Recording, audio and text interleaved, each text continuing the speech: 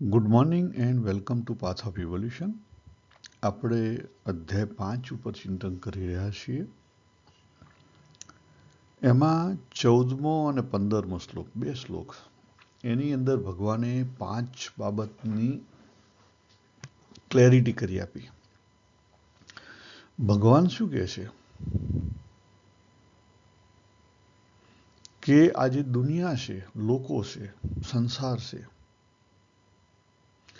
એના માટે ભગવાન પોતે કોઈ કર્તૃત્વ કરતા નથી, કોઈ કર્મ કરતા નથી, કોઈ કર્મ ફળનો સંયોગ ઊભો કરતા નથી, કોઈ પાપ કર્મ કરતા નથી કે કોઈ પુણ્ય કર્મ કરતા નથી. આ 5 વસ્તુ કીધી 14મા અને 15મા શ્લોકમાં. અને પછી ભગવાને કીધું કે મોહના કારણે આ જીવને, મોહને લઈ એના જીવને શું છે? અજ્ઞાન છે. અને અજ્ઞાને જીવનું જ્ઞાન ઢાંકી દીધું છે. જીવને નવું જ્ઞાન લેવાનું નથી. એટલે એટલી ક્લેરિટી સમજી લો. જીવ પાસે આત્મજ્ઞાન છે, એને નવું લેવા જવાનું નથી. તો કરવાનું છે શું? જે મોહ છે એને હટાવવાનો છે. મોહ કોણે ઊભો કર્યો? જાતે ઊભો કરેલો છે. તો હટાવી કોણ શકે? જાતે. બીજા મદદ કરી શકે? હા, દિશા બતાવી શકે. દાખલા તરીકે આપણા શાસ્ત્રો છે, ગુરુ છે, આપણને દિશા બતાવી શકે. આપણા વતી ના કરી શકે. યાદ રાખો, કોઈ કોઈના વતી કરી ના શકે દુનિયામાં. સ્પિરિચ્યુઆલિટીમાં કોઈ કોઈના વતી કરી શકે નહીં. હવે કર્મમાં પણ 3 વસ્તુ ક્લેરિટી કરી લઈએ. કર્મ અથવા ક્રિયા એને 3 સ્ટેન્ડિંગ પોઈન્ટ ઉપરથી જોવામાં આવે છે. 3 જગ્યાએથી એને જોવામાં આવે છે. જે જગ્યાએથી તમે ઊભા હો એ પ્રમાણે એની ઇફેક્ટ થાય. પહેલી વસ્તુ વૈયક્તિક, એટલે ઇન્ડિવિડ્યુઅલ. વૈયક્તિક એટલે ઇન્ડિવિડ્યુઅલ, પોતાનું. જો આપણે આ જે દેખાય ને, એ લો વૈયક્તિક લખેલું છે, વર્લ્ડ ઓફ ઇન્ડિવિડ્યુઅલ. એ આપણે જગત ધારણ કરેલું છે. અને જ્યારે આપણો પોતાનો અંદરનો ભાવ અને પર્પોઝ આપણી ક્રિયા સાથે જોડાય એટલે કર્મ થાય. અને કર્મ થયું એટલે સારું અથવા ખરાબ એનું ફળ હોય, એનું બંધન થાય. કેમ કે એની સાથે ભાવ અને પર્પોઝ જોડાણું છે. દાખલા તરીકે આપણું પાચન થાય છે. રાત્રે સૂઈ જઈએ અને પાચન થાય છે, દિવસે પણ પાચન થાય છે. આપણે એમાં કર્તૃત્વ ધારણ નથી કરતા, એમાં કોઈ ભાવ નથી, કોઈ પર્પોઝ નથી, તો આપણને કોઈ પાપ પુણ્ય નથી. આપણું એજિંગ થાય છે, એમાં પણ આપણે કોઈ ભાવ ધારણ કરતા નથી, કોઈ પર્પોઝ નથી, હેતુ નથી. માટે એનું પાપ પુણ્ય હોય નહીં. એ રીતે આપણે કોઈ પણ જો કામ કરીએ, કોઈ પણ ક્રિયા કરીએ, એની અંદર હેતુ ના હોય અને હેતુ રિલેટેડ કોઈ ભાવ ના હોય, સારો અથવા ખરાબ, તો આપણને પાપ પુણ્ય લાગે નહીં, આપણને કર્મનું બંધન લાગે નહીં. તો ત્યારે આપણે કેવા કહેવાઈએ? ત્યારે આપણે સમષ્ટિના કહેવાઈએ. ત્યારે આપણે કેવા કહેવાઈએ? સમષ્ટિ. ત્યારે આપણે સમાઈ ગયા, સમષ્ટિમાં આવી ગયા. જો દેખાય અહીંયા બ્લુ. અને જ્યારે સમષ્ટિમાં આવી ગયા ત્યારે જીવે જગત ધારણ કર્યું છે પણ પોતાનું નહીં. ત્યારે આપણને કર્મનું બંધન લાગે નહીં. ત્યારે પ્રકૃતિ હોય. અને પ્રકૃતિને કોઈ કર્મ બંધન નથી. પ્રકૃતિને કેમ કોઈ કર્મ બંધન નથી? કારણ કે પ્રકૃતિનો સ્વભાવ છે વહેવું. It's a cosmic flow. Flow સમજી લો શબ્દ. રેલાવું. આ બહુ જ અગત્યનો શબ્દ છે, રેલાવું. પ્રકૃતિનો સ્વભાવ છે રેલાય. અને એને લઈને કોઝ અને ઇફેક્ટ થાય, કોઝ અને ઇફેક્ટ થાય. એટલે જે વ્યક્તિ સમષ્ટિમાં જતી રહી એ વ્યક્તિ કોણ કહેવાય? જે વ્યક્તિ સમષ્ટિમાં જતો રહ્યો કોણ કહેવાય? જ્ઞાની ભક્ત કહેવાય. જો હું જ્ઞાની ભક્ત શબ્દ વાપરું છું. ભક્તિ માર્ગે હોય તો પણ જ્ઞાની ભક્ત, જ્ઞાન માર્ગે હોય તો પણ જ્ઞાની ભક્ત, કર્મ માર્ગે હોય તો જ્ઞાની ભક્ત, ગમે તે માર્ગે હોય એ જ્ઞાની ભક્ત કહેવાય. હવે ત્રીજી રિયાલિટી આપણને દેખાય છે અહીંયા. જો સૌથી પહેલી અલ્ટિમેટ પ્યોર કોન્શિયસનેસ. અલ્ટિમેટ રિયાલિટીને કોઈ કર્મ નથી, કારણ કે એણે કોઈ કર્મ કર્યા નથી, એને કોઈ જરૂર નથી. એ જે કોઈ અધૂરું હોય, દાખલા તરીકે મારી પાસે મકાન ના હોય તો મકાન બનાવવાનો હેતુ હોય, મકાનમાં રહેવાનો હેતુ હોય તો મકાન ઊભું કરીએ, એના માટે પૈસા ભેગા કરીએ, બધું કરીએ. હેતુ હોય. પણ પરમાત્માને તો એવો કોઈ હેતુ છે જ નહીં, કારણ કે એ અધૂરો નથી. એને તો ક્યાં, એના સ્ટેન્ડિંગ પોઈન્ટ ઉપરથી વિચારીએ તો એને તો ખાવા પીવાનું પણ નથી. આપણે તો ખાવા પીવા માટેનો હેતુ હોય, જોબ કરવા જવું પડે, બધું કરવું પડે. ખ્યાલ આવે? તો જોબ કરવા જઈએ તો આપણને કર્મબંધન ના થાય? થાય, જો એની અંદર ખોટો ભાવ હોય તો. પણ ભાવ ના હોય અથવા શાંત ભાવ હોય તો આપણને ના લાગુ પડે. આપણો પર્પોઝ છે, યસ, જીવન પૂરું કરવું એ આપણો પર્પોઝ છે, કર્તવ્ય કહેવાય એના.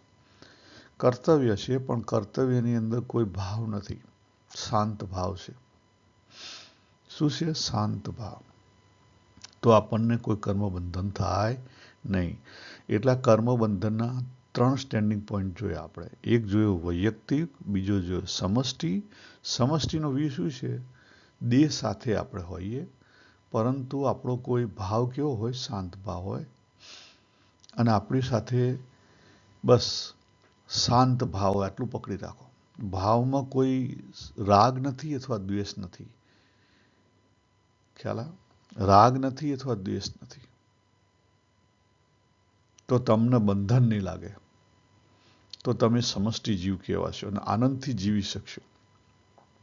કેવી રીતે જીવી શકશો? આનંદથી. તમારી પાસે શું હશે? સમષ્ટિ જીવ પાસે શું હોય? 3 વસ્તુ અગત્યની હોય. આનંદને કેવી રીતે ઓળખી શકાય? 3 વસ્તુ એની પાસે હોય. નંબર 1, કન્ટેન્ટમેન્ટ, સંતોષ હોય.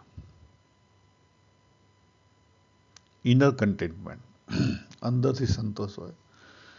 ઇનર શાંતિ, અશાંતિ વગરની શાંતિ હોય. અને એ બેના લઈ ઇનર સુખ, અંદર દુઃખ વગરનું સુખ હોય. ખ્યાલ આવે? જે આપણે જોય અને હેપીનેસ કહીએ છીએ એ તો ઉછાળા છે, ભાવના ઉછાળા છે. એ ભાવના ઉછાળા છે. તમે પાર્ટીમાં જ્યાં નાચવા માંડ્યા, ઉછાળો છે ભાવનો. શક્તિનો ઉછાળો છે, ફુવારો છે. કોઈ પણ વસ્તુ થાય, કોઈ પણ વસ્તુ, એમાં 3 વસ્તુ હોય. જે પ્રકૃતિનો ફ્લો છે, જ્યારે રેલાય ત્યારે એની અંદર 3 વસ્તુ હોય. પહેલી વસ્તુ શું હોય? Energy. Energy ups and down થાય. એનર્જી લઈને ભાવ અપ્સ એન્ડ ડાઉન થાય. પણ એ બંનેથી આપણને શું મળે? એક્સપિરિયન્સ મળે. એટલે એની અંદર જ્ઞાન પણ હોય. જ્ઞાન હેતુ એ જ્ઞાન થયો. ખ્યાલ આવે? એટલે તમે ગરબા ગાવા ગયા અને બહુ એનર્જી વાપરી, કારણ કે તમારી અંદર ભાવ એવું કંઈક પ્રદર્શિત કરવાનો હતો. ખ્યાલ આવે? પણ શાંત ભાવ રાખીને તમે બહુ એનર્જી વાપરી શકો, યસ, વાપરી શકો. મારે કહેવાનો અર્થ અહીંયા શું હતો? કે હેપીનેસ અને જોય છે એ ભાવના એક્સપ્રેશન છે, એનર્જીના એક્સપ્રેશન છે. તમે એનર્જી એક્સપ્રેસ કરીને કરી શકો, ભાવ એક્સપ્રેસ કરીને કરી શકો. એ તમારી એક અનુભૂતિ છે.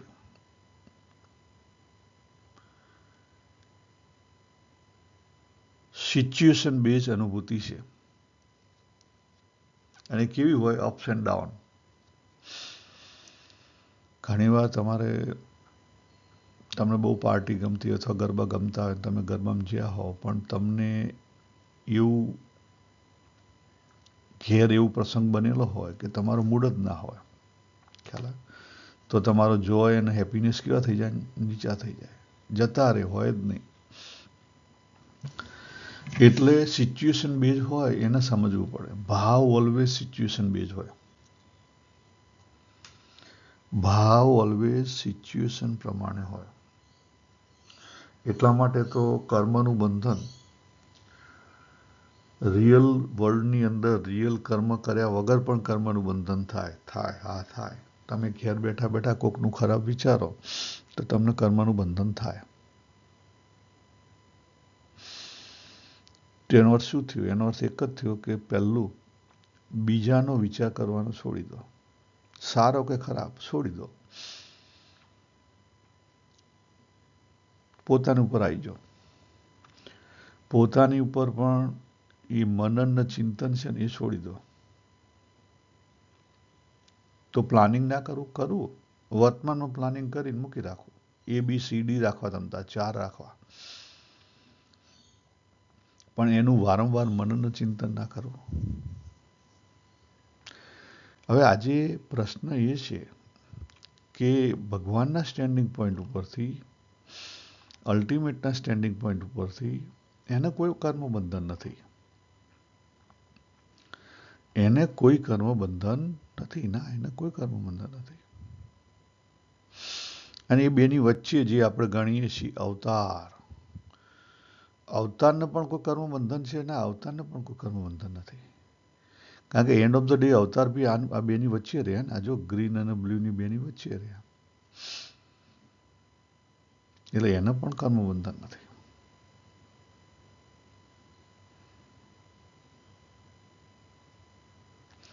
એટલે જેટલું સાદી ભાષામાં સિમ્પલ રીતે રાખશો તેટલું તમને વ્યવસ્થિત સમજાશે. સમજવા માંગશો તો. ફિલોસોફીમાં જશો તો મુશ્કેલીનો પાર નહીં. ફિલોસોફિકલ વ્યૂથી, તત્વજ્ઞાનની દ્રષ્ટિથી પરમાત્મા અધૂરા નથી. એને કંઈ કરવાનું નથી, એને કંઈ મેળવવાનું નથી. એને કંઈ કરવાનું નથી, એને કંઈ મેળવવાનું નથી. એટલા માટે એનો કોઈ બર્થ નથી. અને એને પહેલો પોઈન્ટ સમજી ગયા. એનો અર્થ શું થયો કે એને આ જગત રચવાની જરૂર નથી. તો પછી આપણે કહીએ છીએ કોણે રચ્યું? તો end of the day ultimate reality એ છે. એટલા માટે એનું નામ આવે. એટલા માટે ભગવાનને સર્વકર્તા કહેવામાં આવે. અને હર્તા પણ એટલા માટે જ કહેવામાં આવે. પણ બીજો પોઈન્ટ હાથે જોઈ લો. સિક્કાની બે બાજુ જોવાની ઓલવેઝ. ભગવાન, ફિલોસોફિકલી આપણે કહીએ કે ભગવાનને કંઈ લેવા ખાવા કરવાનું કંઈ છે નહીં. એટલા માટે એને કોઈ બર્થ નથી. એને બર્થ કરવાની જરૂર નથી. કારણ કે બર્થ ક્યારે થાય? એકથી બીજું નીકળીને બર્થ થાય. ખ્યાલ આવે? એક હતું ને બીજું બન્યું ત્યારે બર્થ થાય. ભગવાનને એવું કંઈ છે નહીં. એ જેમ છે તેમ છે જ. Ultimate reality equal to 1 without second. બીજું હોય નહીં. અને બર્થનો વ્યૂ જોવા જો તો બીજું હોય. અને બીજા સંદર્ભમાં સિક્કાની બીજી બાજુ શું કહેવાય છે? જેટલા પણ આખા બ્રહ્માંડના બર્થ છે, જન્મ છે, મારો તમારો બધાનો, ના સામાન્ય ગંધારા જીવનો પણ, એ ભગવાનનો બર્થ છે. એ પરમનો છે. એટલે પરમના સ્ટેન્ડિંગ પોઈન્ટ ઉપરથી, યાદ રાખો, પ્યોરના સ્ટેન્ડિંગ પોઈન્ટ ઉપરથી બધા જન્મ એના છે અને કોઈ જન્મ એનો નથી. આ ફિલોસોફિકલ વ્યૂ છે. આ રીતે સમજાય. અધૂરું નહીં પકડવાનું કદીએ, કે આપણે પકડવું નહીં. ફિલોસોફીથી જો તમે જો તો આખું સમજો. નહીં તો બુદ્ધિ છે ને દ્વંદ ઊભા કરશે. બુદ્ધિ કાયમ પ્રશ્ન ઊભા કરશે. અને આજે એવો જ બુદ્ધિનો એક પ્રશ્ન આપણે લેવાના છીએ. ખરેખર એ પ્રશ્ન છે જ નહીં. બુદ્ધિ પ્રશ્ન ક્યારે ઊભો કરે? કે જ્યારે તમે અધૂરું જુઓ ત્યારે પ્રશ્ન ઊભો થાય. પ્રશ્ન એવો છે કે શું ભગવાનને કર્મ નથી? તો પછી સર્વ કરતા હર્તા કેમ કહેવામાં આવે છે? ભગવાન કર્મ કરતા નથી? તો કેટલીક જગ્યાએ ભગવાનને આ કર્મને લીલા સમજવાની વાત કરી છે.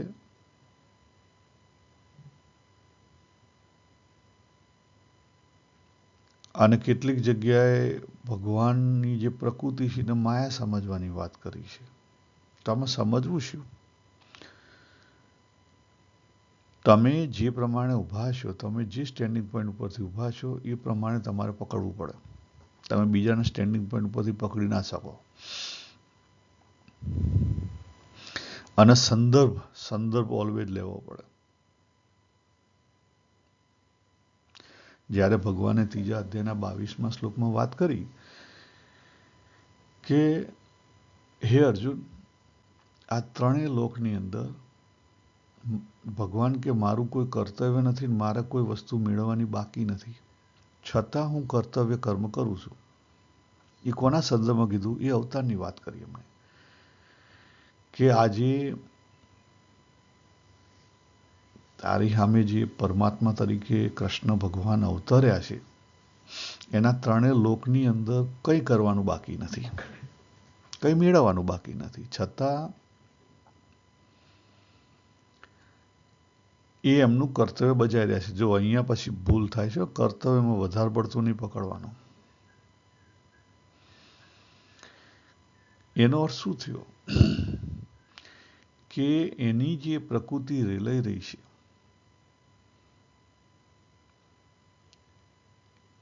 એ પ્રકૃતિ રેલાઈ રહી છે, એની અંદર સારા ખરાબનો ભાવ નથી. હવે પછી ભક્ત હોય એ શું કે ના ના ના ના ના, ભગવાનનો જન્મ તો શેના માટે થાય? સારા માટે થાય. ભગવાનનો જન્મ શેના માટે થાય? સારા માટે થાય. જ્ઞાનના દ્રષ્ટિકોણથી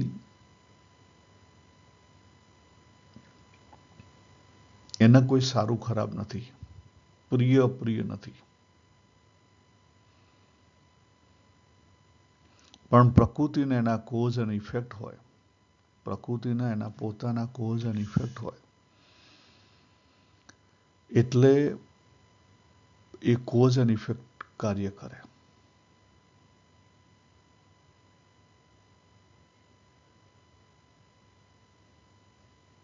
એ કોઝ અને ઇફેક્ટ કાર્ય કરે.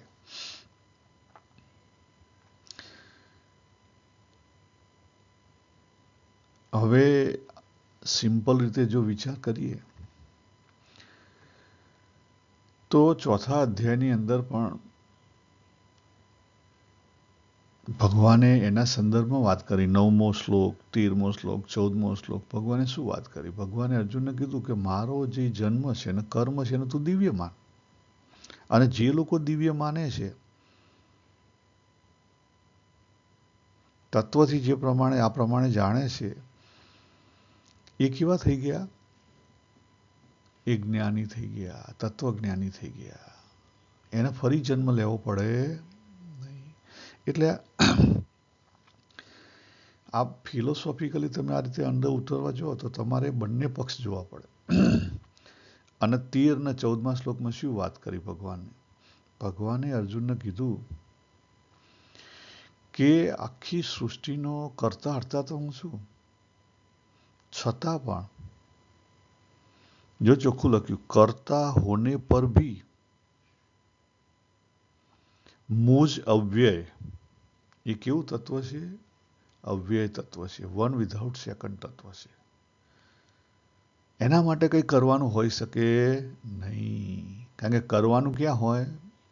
આપણે અધૂરા હોઈએ ત્યારે બહાર આપણે કંઈ કરવાનું હોય, આપણી બહાર કંઈક કરી શકીએ. એને કંઈ બહાર કંઈ કરવાનું છે નહીં, એની બહાર કંઈ છે નહીં. તમને ખ્યાલ આવે? જો ભગવાનને તમે કરવાનું કંઈ બાકી છે તો કરવાનું કંઈ છે એવું સમજો તો ભગવાન અધૂરા થઈ ગયા, તો અલ્ટિમેટ રિયાલિટી ના રહી. એટલે એક પોઈન્ટ છે ફિલોસોફિકલ પોઈન્ટ ઓફ વ્યૂથી તમે જુઓ તો અહીંથી જોજો તો તમને તરત ખબર પડી જશે. ખ્યાલ આવે? અને જ્ઞાનીના દ્રષ્ટિકોણથી જુઓ તો વચ્ચેલા ભાગથી જોજો કે જ્યારે રાગ અને દ્વેષ ના હોય, માત્ર રાગ અને દ્વેષ ના હોય, ત્યારે તમને કર્મનું બંધન લાગે નહીં. હવે જ્યારે ભક્ત ભગવાનની વાત કરે,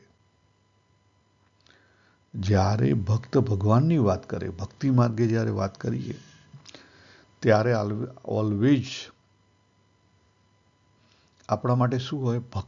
ભગવાન એકલા હોય. ભક્ત ના હોય ત્યાં ભક્ત જીરો થઈ જાય. શરૂઆતમાં ભગવાન એકલા હોય, અને ભગવાન એકલા હોય એટલે આ જે દુનિયા છે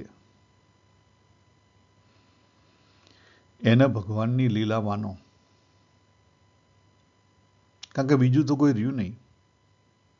ભગવાન છે પણ ભગવાન કે હું તો કરતા નથી તો શું કરવું? કહેવું પડે લીલા, ખેલ, ભગવાનનો ખેલ. યસ. અને ખરેખર આ જગત ભગવાનની લીલા છે.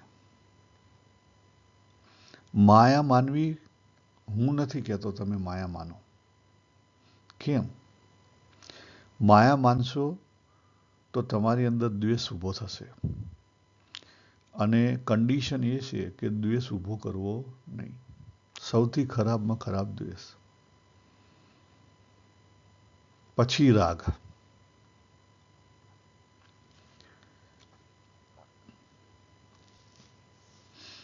વિચાર કરો તમે કે પરમાત્મા પાસે શું અધૂરું છે કે પૂરું કરવા માટે આ જગત ઊભું કરે? માનવ પાસે તો ધન, દોલત, સત્તા, માન એના માટે બધું કરે. એનજીઓ ચલાવે તો માન માટે કરે, દેખાવ માટે. ખ્યાલ આવે? તો પછી જગતનો હેતુ શું છે ભગવાન માટે? કશું નથી. તો પછી જગત ઊભું કેવી રીતે થયું? હેતુ નથી તો ઊભું કેવી રીતે થયું? હા, આ બહુ સરસ સવાલ. આ અહીંયા થોડુંક જોઈ લઈએ. આ રેલાઈ રહી છે. આ બધા તીર દેખાય છે ને, એ શક્તિ રેલાઈ રહી છે, બહાર જાય છે, અંદર ને બહાર શક્તિ રેલાઈ રહી છે. એને થોડુંક ડિટેલથી સમજવા માટે આ સમજીએ. પુરુષ અને પ્રકૃતિ એ શક્તિ રેલાણી એટલે આખું જગત બન્યું. અને જીવની અંદર પરા અને અપરા. અપરા એટલે સ્વભાવ, પ્રકૃતિ. એનર્જીનો ફ્લો રેલાય છે, એ કદી બંધ ના થાય. કદી બંધ થાય? ના થાય. તો ભગવાનની અંદર પણ એ જ થયું. એ પ્રકૃતિ રેલાણી અને રેલાઈ રહી છે. પ્રકૃતિ એકવાર રેલાવાની ચાલુ થાય એટલે કોઝ અને ઇફેક્ટ ચાલુ થાય, અને કોઝ અને ઇફેક્ટ પ્રકૃતિને પાછા લાગુ નહીં પડે. કોઝ અને ઇફેક્ટ તમને લાગુ પડશે, ઇન્ડિવિડ્યુઅલને. પ્રકૃતિને નહીં લાગે. આપણે આગળ જોઈશું.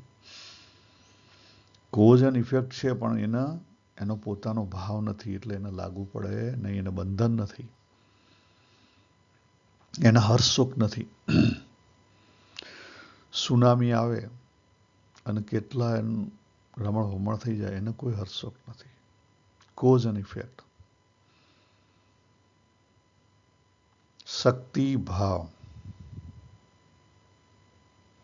એ શક્તિ છે. જ્યારે શક્તિ કોઝ અને ઇફેક્ટથી હેડે એટલે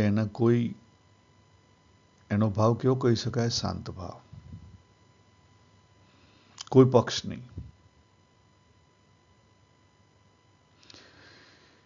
એટલે સ્વભાવ રેલાય, પ્રકૃતિ રેલાય. જો નાના બાળકોની રમત જો, કેટલી શક્તિ હોય, રેલાઈ રહી છે. કઈ પ્રયોજન છે? ના. રમતનું પ્રયોજન છે? ના. ઘેર આવીને હોઈ જાય. પ્રયોજન હોય એના, આપણે મોટા થઈએ ને પછી સ્પોર્ટ્સ રમીએ ત્યારે આપણે પ્રયોજન હોય કે હું સારો બનું, સારું થાય, લોકો મને માન આપે, એટલે આપણને ઊંઘ ના આવે. પ્રયોજનના કારણે આપણને ડખો થાય. નાના બાળકોમાં પ્રયોજન નથી હોતું, એટલા માટે તેની રમતને આપણે નિર્દોષ કહીએ છીએ. હવે છેલ્લે આપણે પ્રવૃત્તિ શા માટે કરવી? પ્રશ્ન. આપણે પ્રવૃત્તિ શા માટે કરવી? તો એનો જવાબ સિમ્પલ એવો છે. પહેલી વસ્તુ, આપણી ક્રિયાઓ થઈ રહી છે મોટા ભાગની. બીજી વસ્તુ કે આપણે પ્રવૃત્તિ કરીએ છીએ. યસ, ઘર સંસાર છે, આપણી જવાબદારી છે, આપણે જોબ કરવા જઈએ છીએ. આપણે પ્રવૃત્તિ શા માટે કરીએ? પહેલી વસ્તુ, આપણો જન્મ શા માટે થયો છે? આગળના સ્વભાવને લઈને, આગળની અધૂરી ઈચ્છાઓને લઈને. તો આગળના સ્વભાવ છે એને હાર્મોનાઇઝ કરવાના છે. એટલા માટે આપણે પ્રવૃત્તિ કરવી. નંબર 1. નવા સ્વભાવ ઊભા ના કરવા, એમાંથી નવું ઊભું ના કરવું, નવા કર્મ બંધન ઊભા ના કરવા, એવી રીતે કરવી. ખ્યાલ આવી ગયો? જ્યાં કર્તૃત્વ લાગુ પડશે, તમારું કર્તવ્ય લાગુ પડશે. શું લાગુ પડશે? કર્તવ્ય. કર્તવ્યથી આપણા સ્વભાવ ટળવા જોઈએ તો સાચું કર્તવ્ય, નહીં તો ખોટું. નહીં તો તમે રાગ દ્વેષમાં જતા રહ્યા. બીજી વસ્તુ, નંબર 2, શક્તિ છે એ રેલાશે અને એને રેલાવા દેવી. દાખલા તરીકે આજે હું અત્યારે જે એક્ટિવિટી કરી રહ્યો છું એ મારી શક્તિ છે, પ્રકૃતિ સ્વભાવ છે એને રેલાવવા માટે. પણ દોષ વિના કોઈ રેલાય એ સારામાં સારું ટાઈમપાસ, જેને આપણે શું કહીએ? ટાઈમપાસ. દોષ ના હોવો જોઈએ. શક્તિ નિર્દોષ ભાવે રેલાય જેથી કરીને તમારો ટાઈમ પાસ થાય. ચિત્રકાર ચિત્ર 100% મનથી કરે તો એનો શું થયો? એ શક્તિ રેલાણી છે. સંગીતકાર 100% મનથી સંગીત કરે એનો શું થયો? શક્તિ રેલાણી છે. એનો કોઈ ભાવ નથી અંદરથી બીજું મેળવવાનો. એને કોઈ પ્રયોજન નથી. યાદ રાખો, પ્રયોજન વગર જે થાય, આપણે આગળ જોયું પ્રયોજન. પ્રયોજનમાં શું હોય? ધન, દોલત, સત્તા, માન, આ વસ્તુ હોય. એ વસ્તુ વિના એને આપણે શું કહી શકીએ? Time passing, best time passing. કોઈ મેડિટેશન કરતું હોય, જો પ્રયોજન છે તો મેડિટેશન ખોટું. ચિત્ર બનાવતું તો પ્રયોજન છે તો ખોટું. કોઈ ભાવ વગર, અથવા તમે ભાવથી કરો તો આખા 100% ડૂબી જાઓ. બે વસ્તુ, કાં 0 ભાવ કાં 100% ભાવ.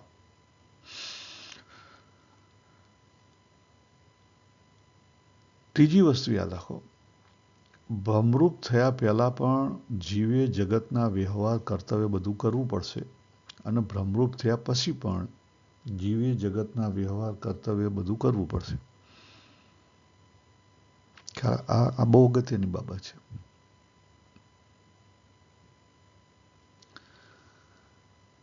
તો આપણે રીકેપ કરી લઈએ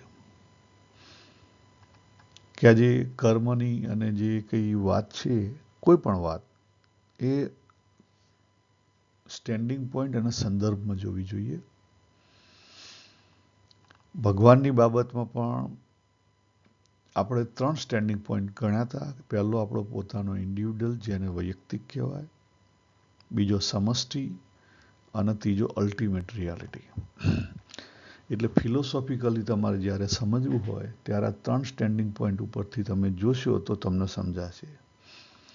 ભગવાન સર્વ કરતા હર્તા છે, યસ છે, છતાં એને કોઈ કર્મ બંધન નથી. એના જન્મ અને કર્મ બધું કેવું છે? દિવ્ય છે. અને આ ભગવાનની લીલા છે. લીલા સમજશો, ઇવન માનો, સમજ્યા કરતા માનો, અને હકીકત છે, તો શાંતિ વધારે રહેશે. તમારું જીવન પણ સરળ રહેશે. માયા કરીને દ્વેષ ઊભો કરશો તો મુશ્કેલી તમે હાથે કરીને ઊભી કરશો. માટે જે માયા તરીકે જે ગણવામાં આવે છે એ પક્ષે હું નથી. અને માયા ગણવી હોય કદાચ તો ભગવાનની માયા ગણો, જેથી કરીને તમે દ્વેષ ઊભો ના કરો. માયા ગણવી હોય તો ભગવાનની માયા ગણો, જેથી કરીને દ્વેષ ઊભો થાય નહીં. ભગવાન પરમાત્મા એટલે અલ્ટિમેટ રિયાલિટી. આ સમજી રાખો. ભગવાન પરમાત્મા એટલે અલ્ટિમેટ રિયાલિટી. અધૂરું નહીં પકડતા. આપણે આપણા મનથી જે મૂડી પકડેલી હોય, આપણા જે સ્વભાવ હોય, એને હારી જો દેખાય, પ્યોર કોન્શિયસનેસ, બ્લુ, આખું આકાશ એનું છે. એને ભગવાન માનીએ છીએ. ભલે માનો તમે જે કોઈ દેવી દેવતાને ભજતા હો, જે કોઈ અવતારને ભજતા હો, હું એમ નથી કહેતો ના ભજો, પણ જે કોઈ આકારને તમે ભજતા હો, એ આકારને પકડી રાખ્યો શાનાથી? તમે પહેલી વસ્તુ કરો, એક વસ્તુ કરો, એ આકાર તમે ઊભો શાનાથી કર્યો? તમારા મનથી, મન બુદ્ધિથી. એ આકારને પકડી શાનાથી રાખો છો? તમારી મન બુદ્ધિથી. એટલે જ્યાં સુધી તમારી મન બુદ્ધિ હાજર છે ત્યાં સુધી એ આકાર છે, પછી નથી. ડીપ સ્લીપમાં છે. ડીપ સ્લીપમાં તમે પોતે સ્ત્રી પુરુષ છો એ જ નથી ખબર તમને. તમે હિન્દુ મુસ્લિમ છો એ ખબર નથી. તો પછી ભગવાનની કાં રહી ખબર? તો પછી ભગવાન જતા રહ્યા ડીપ સ્લીપમાં. એટલા માટે જ્યારે પરમાત્માનો શબ્દ આવે, પરમ શબ્દ આવે, ભગવાન પરમાત્મા તમે માનો, ત્યારે એને અલ્ટિમેટ રિયાલિટીથી માનો. અંતિમ તત્વ જે બધે જ છે, છતાં આપણે લિમિટેડ એને પકડી ના શકીએ. ખ્યાલ આવ્યો? તો શાંતિ રહેશે, નહીં તો અધૂરું રહેશે. તમે ઇવન કૃષ્ણ ભગવાનને માનશો તો રામ ભગવાનનું શું સમજવું? ખ્યાલ આવ્યો? કૃષ્ણના અલગ વ્યૂનું શું સમજવું? તો આ રીતે ઊંડા ઉતરી અને સમજશો તો કોઈ પ્રશ્ન નહીં રહે. આપણે અહીંયા પૂરું કરીએ. સર્વેને જય શ્રી કૃષ્ણ. હરિ ઓમ તત્સત. હરિ ઓમ તત્સત. હરિ ઓમ.